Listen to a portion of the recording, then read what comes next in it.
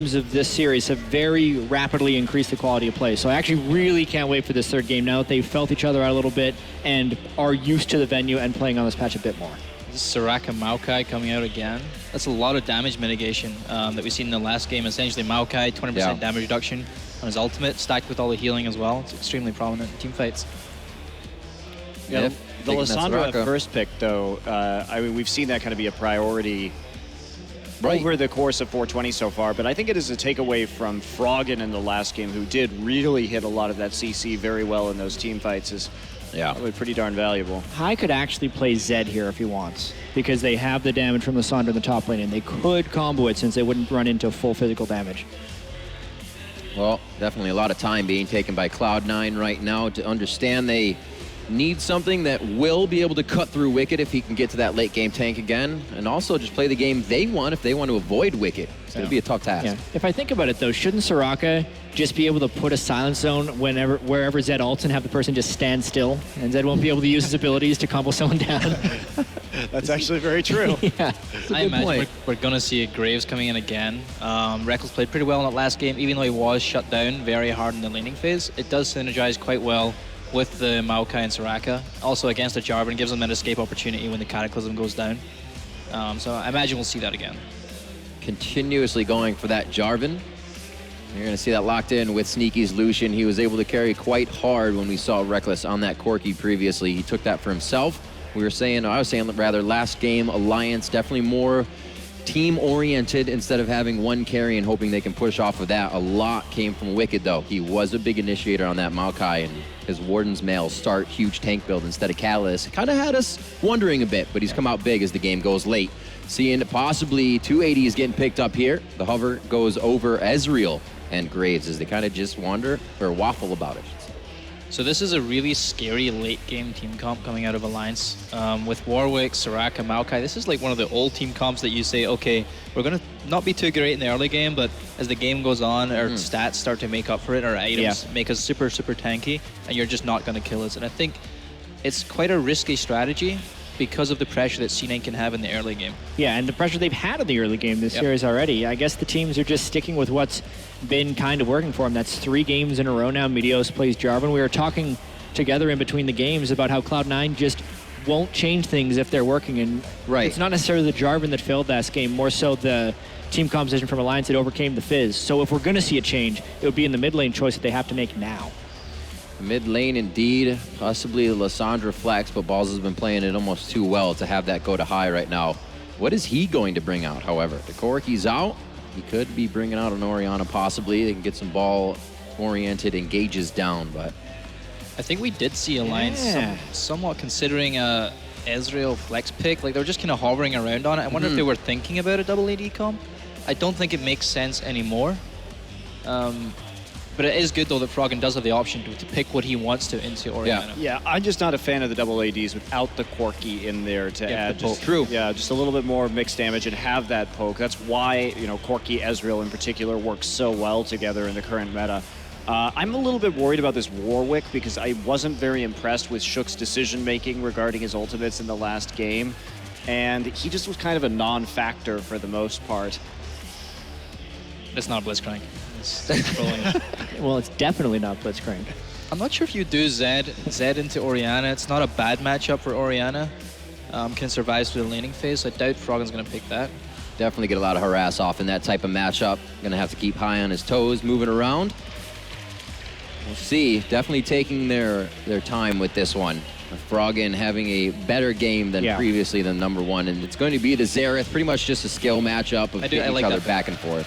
I like that pick because he's not exactly too vulnerable against the Orianna in the early game. Jarvan's a huge threat to a Xerath, but coupled with an Orianna, it's not too bad in the laning phase, so he should hopefully get through the laning phase okay in this game.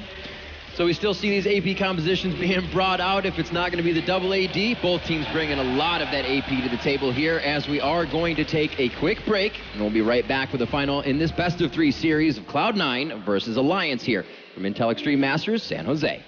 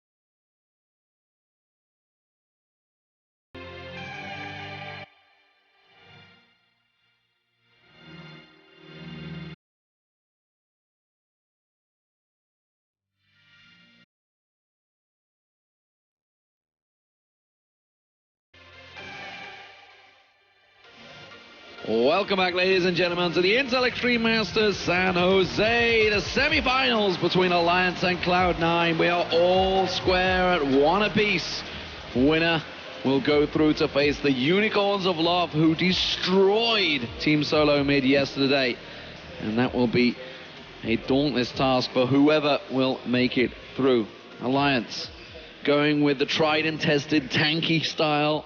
As Snoopy said, they know they're going to be aiming for late game, and, well, surprise, surprise, that's what Alliance picked towards. But Cloud9 very much going with a game 1 team comp this time around, the only difference being the Orianna instead of that Fizz.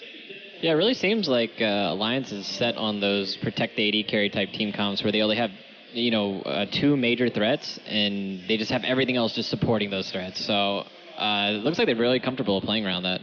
Yeah, I think we're going to spend a lot of time this game analyzing position and team fights. It's going to be a lot of position and team fights. Yeah, these are both really heavy team fight comps. It's pretty similar to last game where they both had heavy team fight comps. So it's just going to be that stare off where they're just going to be running around mid back and forth for like 20 minutes straight, just like taking turns killing each other. Yeah, and Alliance, they're really comfortable and they're really set in playing this style with Wicked as that super tank in the front. We'll see how well Cloud9 can actually adjust, because they picked champions this time that don't suggest that they're trying to dive to the back line and they'd rather try and trunk people and get in better trades, but can they adapt their play style as well?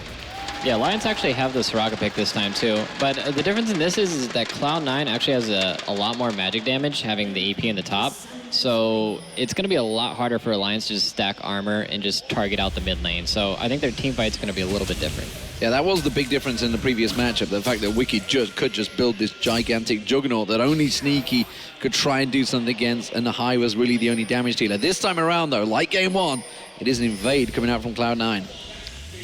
Yeah, it looks like Cloud9 wants to get these deep wards, and again, it seems like every time they do this, it's to pick what lane they want to get, and I'm not 100% sure if they want to 2v1 with this. A lot of teams like to dodge the Soraka lane just because of how big of a lane bully she is, but I'm not sure. Also, Rekkles with the Graves definitely showed why it was one of his favorite champions. He performed really well on that in lane, even against the Soraka lane, where Sneaky was continuously getting healed up. It was just that they got a lot of attention from Meteos early on, and this time around, once again, Warwick for Alliance. So again, early game pressure should probably be in Cloud9's favor. One other thing is that you can always tell when Cloud9 are going to go for these early invades. LemonNation is the one that takes the trinket when they did this same time in in the first game as well. But then Meteos took his sweeper in the second game. Yeah, Soraka actually hasn't even dropped her ward yet. I don't know why she's hanging on to that. Maybe they're expecting like a level 2 gank out of Jarvan. I guess they're really scared from last game. They had a lot of pressure on them. Once again, Wicked looking to get that very quick level 2 with the Maokai. Just stack up your saplings, get the AoE damage. And that camp is one of it's the highest damage per health camp that there is in the jungle. So generally, if your jungler is having a hard time clearing, you kind of either skip that camp early or you try and clear the little babies. Maokai has the added advantage that saplings just take out all of those little ones immediately, and he doesn't have to take a whole bunch of damage while doing it. Yeah, it looks like he's actually double jungling by himself. This is something that I don't see too often. They're just going to have Nyph help him out. It's going to be a really slow jungle, but I guess he's just getting free farm because they want to get this Warwick to level 6 as fast as possible. So they don't really want to double jungle and share the experience with Wicked. So they're just going to let Warwick do his own thing. Well, both AD carries are keeping them lanes very much frozen, so no top laners can come and clean it up. Wicked will back off after clearing out the Raptors and the Krugs in the top lane. So he will return with looks like just going to go with the cloth.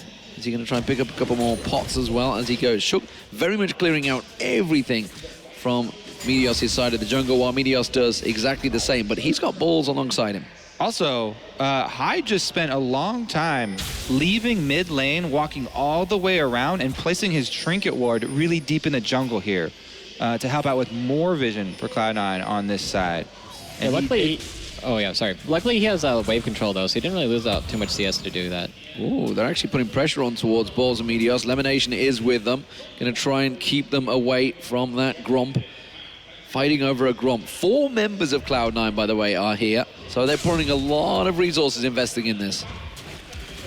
So what they're doing right here is they're trying to make sure that Wickd can't get to this wave that's piled up. Whenever you freeze a wave, it eventually will unfreeze, and you're going to get this really big wave. And if a top laner gets that, it's going to be about 2 to 3 levels worth of experience. So their whole goal here is just to make sure that Wickd can't walk up to that wave.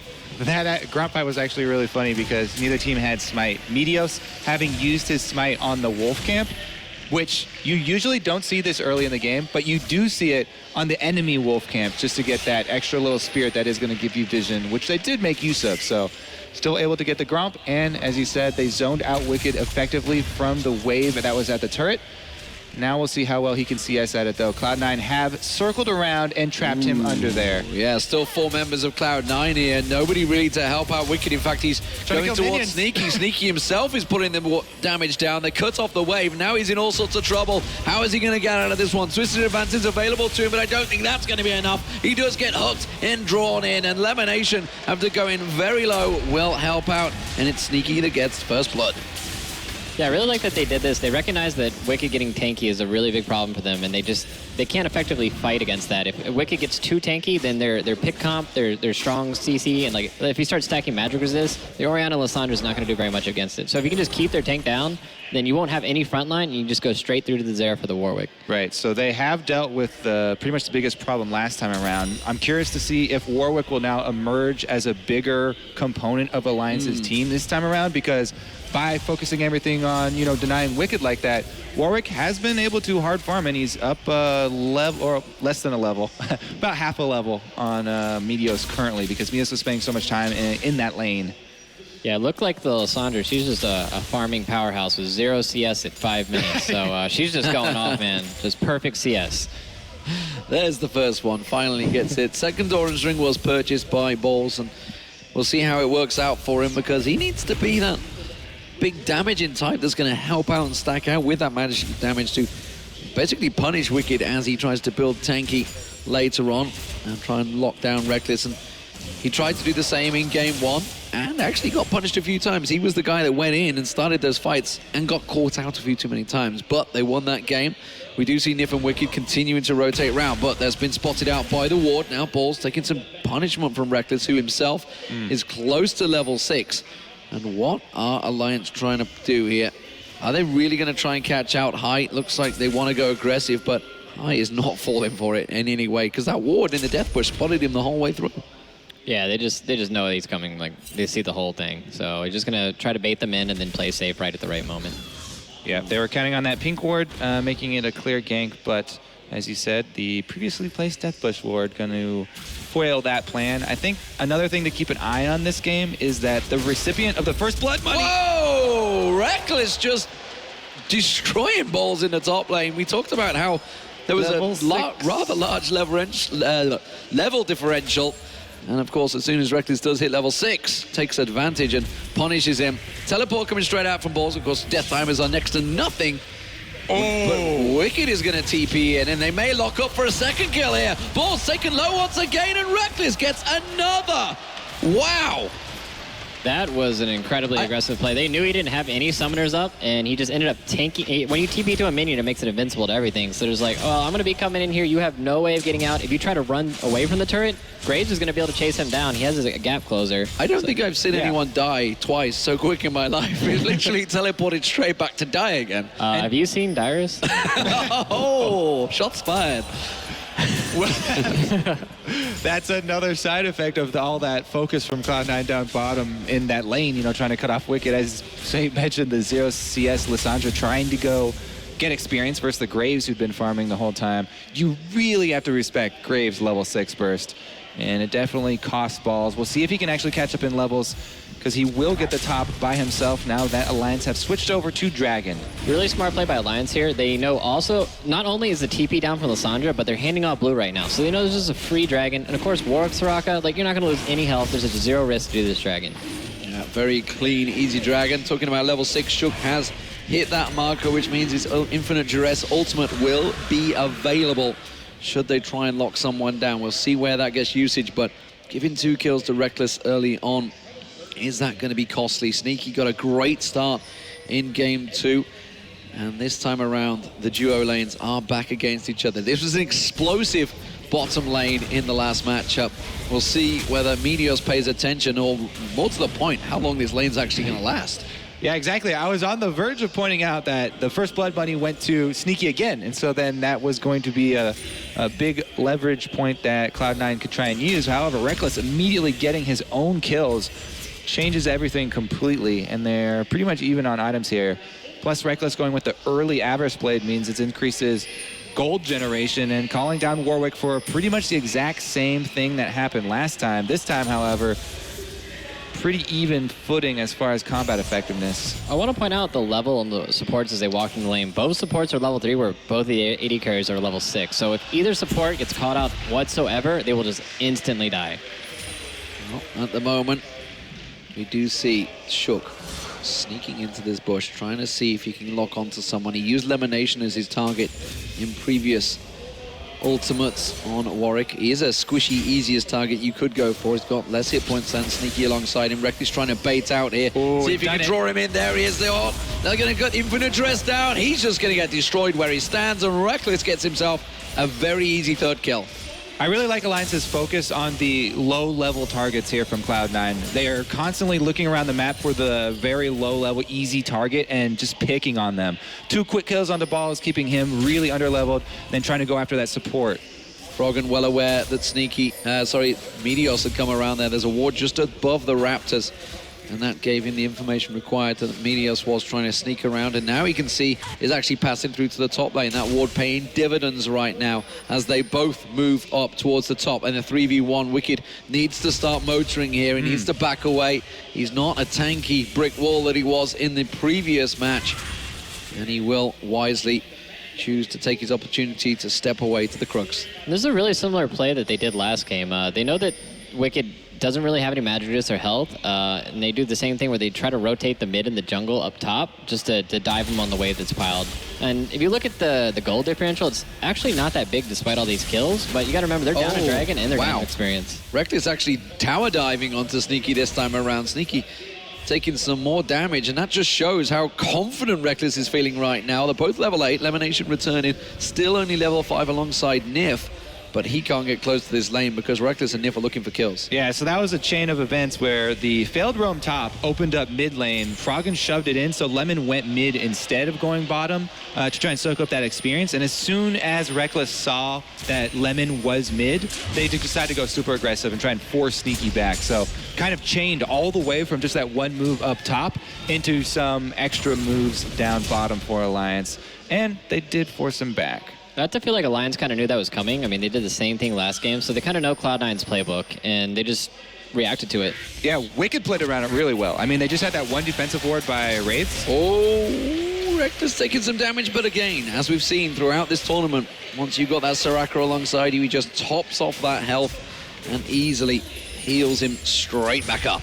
Yeah, Lucian was actually up in items. He managed to buy a BF sword, so he had a little bit of bully pressure on the Graves, but once Graves comes back into lane, it's going to be a whole nother story. Where are his balls going? Oh, he's trying to clear the pink ward down. That's where it is. He's put himself a pink ward down, and Cloud9 actually positioning for something here. High and Meteos hoping to catch out Nyph, who was heading that way as they turn around and instead get themselves a ward down. There's the crab going down. They've got vision of the dragon. That's going to be up in 2 minutes' time. But 4 members of Alliance right now in this mid lane, they're going to have to sweep around towards this tower. Hi, you're not baiting them. It's not working out. Instead, they're just going to take the tower for free. Yeah, that Warwick W attack speed on everybody, they instantly just take it down. And Cloud9 still zoned out, going to take some more damage on this secondary. Wow, putting a lot of pressure down. Shield does have enough on that tower to keep him from taking too much damage, but 5 members almost of Alliance were grouping for that one. It has left Sneaky free on this bottom lane turret, though. Also, keep in mind that Shook has that post-level 6 Warwick ultimate, plus he's completed his jungle item, so he's ready to get close to one-shotting somebody. Yeah, taking that first mid-turret when you have Warwick in the game is actually really brutal because you have no turret to fall back on. Hi. Taking some damage from Xerath. Frogen now actually coming in, thought about going for it, but that's going to be a blue buff for High. It would have punished him a little bit more than he really requested. Rekkles taking some punishment back down in this bottom lane. We do have Warwick in the river, but he's not heading this way. And that was a good trade for Sneaky. It's actually kind of bad for Cloud9 because they're not going to be able to reset in time for this dragon. Like, it's 40 seconds out. I'm not sure if they have the exact timer on it. Wow. There's no way that Sneaky's going to buy and make it back to bot lane. And just look at Rekkles. He's already topped off to full health. That's how good it is to have that Soraka alongside you as 4 members. Claps around, stun not going to land, but that could be the tower and the dragon for Alliance, and Cloud9 having to give up a lot of objectives here. So Cloud9 have decided they're going to give it up. They already sent Meteos up top. They knew that after that trade, they're not going to be able to contest it. However, Wickd playing defensively again. He should have he gets himself out. Yeah, he should have enough to hold off there. He's built up that catalyst already. There's the tower. Dragon is going to be the next focus. So it seems that Cloud9 going to trade and go for this top turret. Maybe try and put some pressure on the mid turret as well. You can see that High's trying hard to push on there, and actually Frogen's going to react to that one, so they're going to leave it obviously for this 3-man. Easy pickup for Alliance for their second dragon of the game. They're still really even in gold, but they're up 2 dragons, so... Yeah, I mean, the second dragon itself doesn't give you a lot of power just as far as that buff. However, chaining those dragons does get really dangerous because every single one obviously is going to get you closer to the ones that really do matter. And that speed is actually going to be pretty big since both these teams are going to be a lot about the team fight. Yeah, I definitely think they're going to fight over that third dragon. They're not going to want to give that up. And there's honestly not that many objectives they can trade for it again. They decided to trade the top turret for it here, but the only other option is the mid turret, and that's too close to the dragon, so... Yeah, and it was even a rip-off of a trade because they lost the turret in exchange down bottom, too. So Alliance coming out definitely with the upper hand in the first game here. Or third game. Yeah, but this is actually what Alliance should have done in the first game, I think, with the team comp built around the Xerath, is I really like that they're grouping up really early with the Xerath and collapsing down and taking turrets early, because that's honestly what Xerath and Soraka team comps are meant to do. Yeah, and of course when you have a 3-0 AD carry, Rekkles is certainly doing his job, but he has fell heavily behind Sneaky in terms of creep score. You can see 145 to 111. At the moment he's up against Balls in this top lane, who he's already picked on a couple of times. There's the ultimates coming out of Frogen just to try and draw him away from that tower as 3 to 4 members stack up there in Alliance. All right, Frogen's going to need to turn on the script, so I'm not impressed with this. There's too many ultimates. It was a little early. Yeah, well, High knows that he hasn't got that ultimate available to him right now, but he's still got enough poke to deal with him. Shook just waiting in the wings off the side there as Rekkles burns down that turret in the top lane. That's going to be gifted to him. Ball's in trouble. Infinite Duress goes down and silenced out. There was nothing he could do about that one. Kind of a odd pathing that he took there. He got a little scared of the Soraka, I'm not sure why, and just ran straight into the Xerath and Warwick, and didn't work out for him. And we've seen this be a problem for Balls previously as well. Anytime he's facing Warwick, especially with Soraka to combo, he gets 100% it. But this is an inner turret trade going on right now. You can see the top and bottom lane are both being pushed in. There's Cloud9 taking down their one. Alliance don't really have the minion wave to try and take this one down. They're going to tank it out. They have got Warwick, and they will burn that down with ease. Wow. This is definitely sped up quickly right now. This was a nice, casual, steady game. And then I threw T all over the keyboard. And they're still going to go for mid. I really like both teams are just objective trading all over the map. It's like, oh, you go for one turret? Like, I'm going to go for a turret on the other side of the map. And they're just avoiding fighting each other this whole time. And I don't really think you're going to see any scrapping until this next major objective, which is the Dragon. They don't want to give C9 that, the 8% AD and AP, and they don't want to give Alliance the movement speed. So both things are really critical for each team. I do feel like Alliance are sitting a little bit safer than Cloud9 are at this point. So the trading of objectives, I feel like Cloud9 are the ones who are going to have to make the move. Like, the onus is kind of on them. And Alliance have so many options here to deal with it.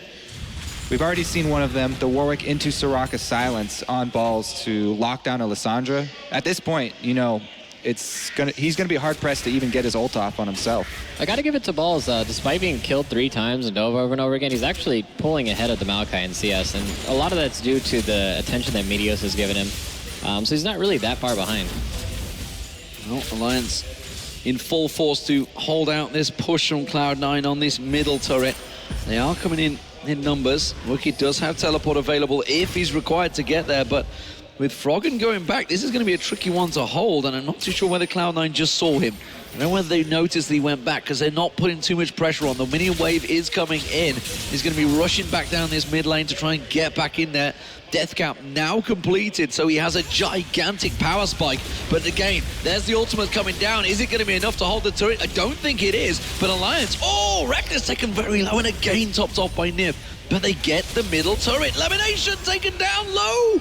Will just about get away, and well, everything being burned on Rekkles. Have they got him? They're still finally taken down, but is it? What's it going to cost them? Shook taken low. He dropped off. Cataclysm on Frogen. Cloud9 turned the game on its head right now.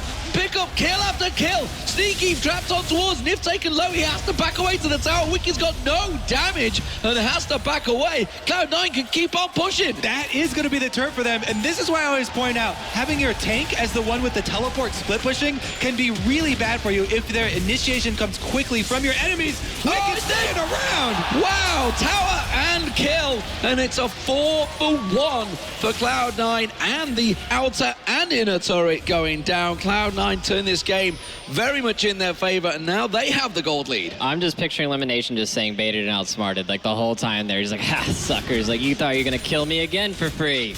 Did you see this hook go out from Lemon as he dies, and it's just kind of hanging there on the screen on Frogen?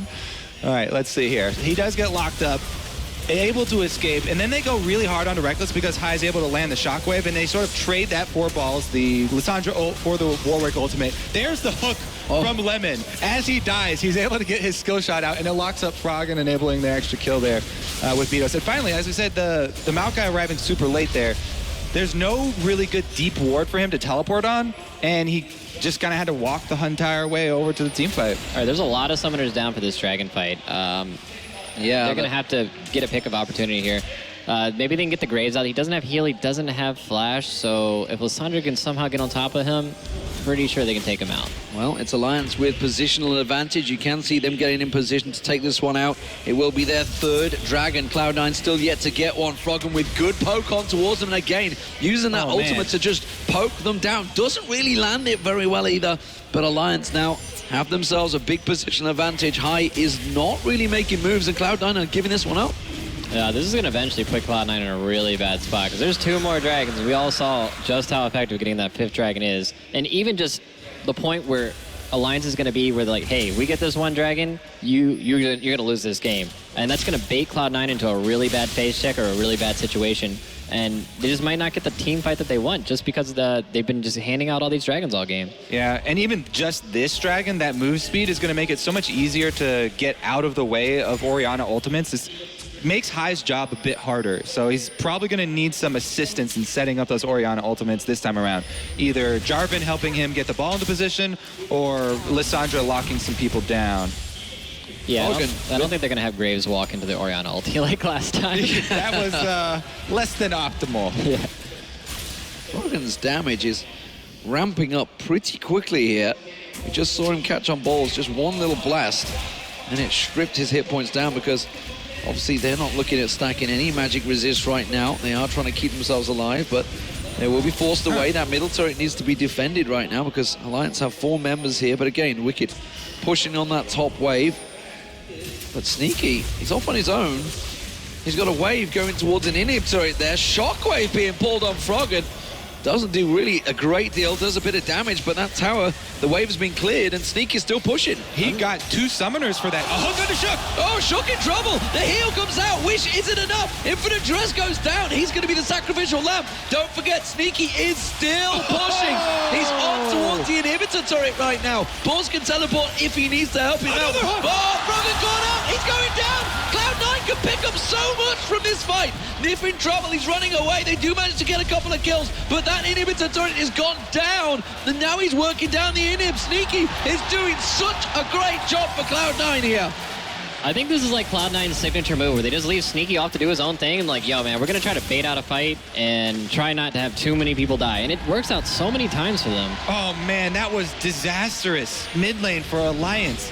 landing that shockwave. At first, it seems like, oh, he's just going to be able to heal up with Soraka, right? But he got 2 summoners out, the flash and heal from Xerath with just that shockwave. And then LemonNation comes up with these hooks after hooks. Shook, for some reason, jumping in while the rest of the team leaves, sort of gave away a really big tool from Alliance. Not only the ultimate, but also his life. You can tell very little damage exchange. Yeah, you can tell there was like some kind of miscommunication there. They're like, oh, well, Sneaky is pushing bottom. Like, we have to do something about it. And then somebody's going to say, hey, somebody go back. And like, who go back? So I think there's just a communication breakdown there. I think Shook might have panicked when he got hooked. And he was like, oh, they got me. I got to jump in. And so he immediately turned around. It's like, you hook me, I'm going to ultimate you. Yeah, that's one of the problems with Warwick is your only option is to basically dive in. Nyph in trouble, trying to run away from this one, but Cloud9 trying to move in towards them. Good stun on LemonNation now from Frogen will stop that attack dead in its tracks. Something I had just quickly took a peek at Cloud9. They don't really have a tank right now, so with Meteos goes in, you can see he went for that brutalizer in there. He will have a lot of damage, no doubt about that, but they won't be able to take too much punishment. We're going to hope in, I guess, the Bulls can lock them all up. They can catch a great move. Now watch this bot wave. They don't have TP on Maokai, so he can't really go down the wave clear. So who are they going to send to hold these supers? And then all they have to do is just posture around Baron. Space check. Oh, Rekkles caught in. He does manage to get away. Cataclysm catches 3 of them in there. Shook turns it back around on towards Balls. Meteos taken low. He goes down. I just talked about he has got nothing tanky. Shook will get blocked off. Sneaky pops him down. And that was a 1-for-1 trade. Both junglers down, but it's Alliance that are backing away again. Looked like a pretty good catch from Cloud9, but nobody from Alliance had actually gone bottom to try and answer that, and everyone was in position to capitalize on that catch. Both junglers going down. Very, very tense trade right there because Cloud9 had complete vision control of the red side, so that could have been a lot worse. Yeah, it looked like they just jumped the gun without having all the boxes checked. They just need to wait on, like, look, Graves is bottom right now. Imagine if this is the situation in the last fight. They just been free kill. Well, with those super minions, while it was a great move, it's going to feed them gold, but oh, Rekkles, so close to being taken down, but Flash got him out of there. Flash and heal burned again, so remember, Cloud9 always keeping track of all the cooldowns after the fight. Even though this was a 1-for-1 trade, both junglers going down, they also got both summoners out of the AD carry, and we'll see if that actually comes into effect pretty soon here, because Inhibitor's still down, so that could draw some extra pressure away from Alliance. Yeah, they actually sent Graves to farm the bot wave, so now all they have to do is wait for one of the people to face check in, force the fight, blow like anything. This is enemy territory, because all vision is in control of Cloud9 on the red side. What will Alliance do with this? They know that Wicked's going to draw them away. He's got the Aegis. He's pretty tanky. They're going to take a while to chase him down, and look at Alliance. They're pushing the mid lane. That's what they're going to do. They're going to try and draw as much as possible, but Rekkles isn't with them, so they're really not going to get a great deal from it. He got cut off. He was recalling. Ooh, he gets out. Yeah, he's going to get out. I'm going to see Frogen not really got enough damage. You need stealing away the red buff. I think Shook should be here trying to help on this turret. Cloud9, they're going to collapse on the back of them. They're going to see them coming, though, so they're probably just going to run out to the right. I think they should maybe try to get the Baron here. Like, Orianna's in a position to wave clear now, even though he could be dove by the Warwick, but I think they just grab the Baron, then run straight down to Dragon.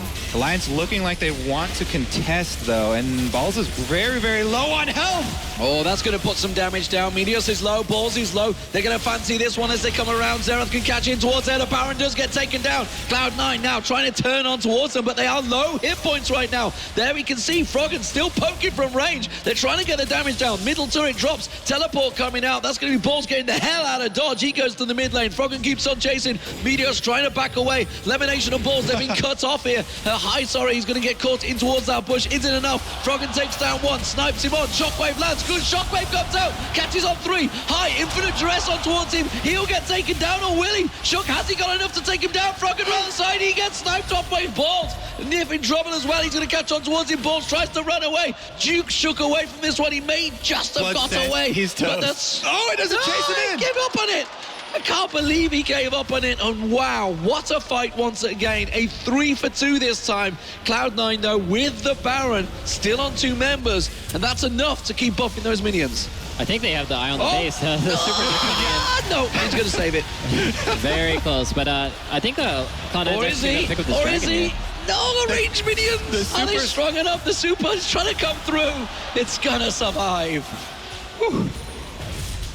All right, looks like Cloud9 is going to get their first dragon of the game. I'm not sure if Alliance is going to try to fight them when they have Baron. It looks like Soraka is going to be a brave soldier and just Go down there by yourself. All right, so first thing that I had wanted to point out when they were doing Baron was that Wicked didn't have teleport, so it could have been much worse for Cloud9, but double KO for the AD carries up top because of the re-engage down here from Cloud9. They didn't want to give up that kill on Sneaky, so they had the re-engage here, Meteos and Balls, basically drawing attention away so that they couldn't 100% collapse on him, and they were able to trade instead. Dragon did go down. Yeah, and that's the first Dragon for Cloud9. That's a biggie at this point. 28 minutes into the game, a 8% damage bonus is pretty huge when you start looking at the items they've got. They've already got the Death Cap, the Void Staff, the Morellonomicon. That is going to be a big chunk on them. Meteos now also going for that Guardian's Angel. Zhonya's was completed by Balls. So Cloud9, they are looking to dive now. And there's still Baron on 2 of the people, so it doesn't really matter that 3 don't have it, because guess what? The minions are still going to get buffed up.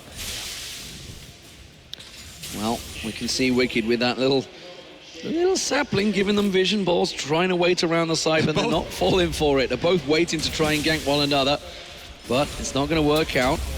Here comes Cloud9, double warding, making sure they get full vision of the tower. Instead, Shook will just manage to clear that one out. Yeah, I'm not 100% sure they're going to be able to just walk straight in and take this inhibitor. It's pretty dangerous to just walk straight into that Warwick CC and the Maokai, because you're going to be going head-to-head with the Maokai, and he's just going to engage on one target, and it's going to be pretty brutal.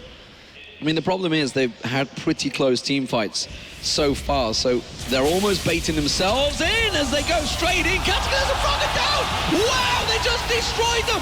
Wicked manages to get in and get one kill on Balls, but that is all they're going to get from this one. Sneaky keeps on chasing around. That's Wicked down! It's 3 members left, and Nyph and Rekkles just running away. Cloud9 are low on the hit points, but they cannot fight them right now. They've got a Baron buff still. Meteos still wearing the Baron buff, and they're going on the Nexus turret. That Nexus turret is low, remember, it was already drilled down. Cloud9 can try and finish the game. Rekkles taken low already. He tries to get around the side, has to dash away. One Necklace turret. Is it going to be the second? Yes, it will. Cloud9 try and finish the game right here. Rekkles got out. Cloud9 will take the game and go through to the finals in the Intel Extreme Masters here in San Jose.